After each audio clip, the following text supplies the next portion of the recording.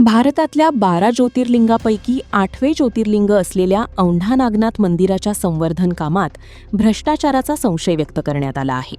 सुमारे कोट्यावधी रुपयांच्या कामात अनियमितता झाल्याचा आरोप असून काम अद्याप अर्धवट असल्याचे समोर आले आहे.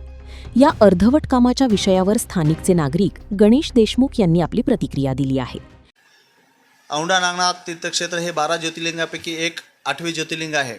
या ठिकाणी मंदिराचे काम चालू आहे. मंदिराचे काम हे हेरिटेज हे कंत्राटदार कंपनी मुंबई यांनी घेतलेले आहे.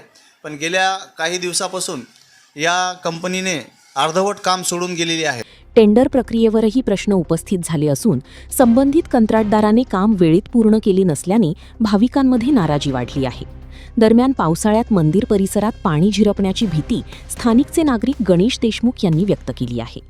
कुणाचंही लक्ष नसल्यामुळं या कंपनीने हे काम सोडून गेलेले आहे आणि मध्यंतरी असंही झालं की या ठिकाणी त्या कामामध्ये 7,50,00,000 रुपयाचा निधी उपलब्ध झालेला होता. त्या ठिकाणी 30% कमिशन या ठिकाणी मागितल्या गेलेले आहे.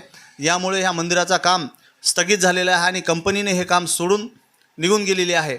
पण येत्या पावसाळ्यामध्ये जर ह्या मंदिराचं काम झाले नाही तर मंदिरामध्ये वरच्या शिखरावरून तो पाणी झिरपून पूर्णपणे मंदिर क्षितिज होण्याचा फार मोठा धोका आहे. आणि म्हणूनच हे लवकरात लवकर काम सुरू व्हावं आणि या ठिकाणचा हा भ्रष्टाचार संपुष्टात यावा आणि मंदिराचं व्यवस्थिशीर काम व्हावं हीच आमची मागणी आहे. प्रशासनाने कंत्राटदाराला काम सुरू करण्याचे निर्देश दिल्याचं बोललं जात असलं तरी नागनाथ मंदिराच्या कामात 30% कमिशन कोणी मागितले हा मात्र संशोधनाचा विषय आहे. आता काम कधी सुरू होणार आणि काम सुरू न झाल्यास कारवाई कधी केली जाणार याबद्दल मात्र चर्चेला उधाण आले आहे. उमेश चक्कर, प्रवाह नेटवर्क, हिंगोली.